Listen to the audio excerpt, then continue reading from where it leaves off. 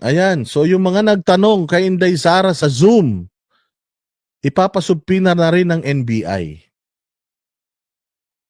Hindi, kasi sabi ni Chief Santiago, yung mga nakatunga nga daw, di papatawag. O kasi ako, nagtanong ako. Sabi ko, ito yung specific na tanong ko. Mukhang palaban na po kayo, madam. Marami na pong mga pulis dyan.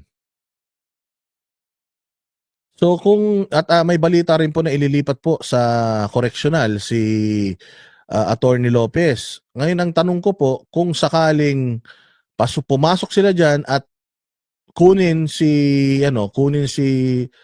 Attorney Lopez, sasama ba kayo sa mga putang ina niyan? Yun yung ano ko. Yun yung tanong ko. Sasama ba kayo sa mga putang ina niyan?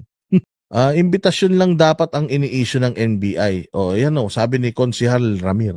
Ayun na nga, boss eh.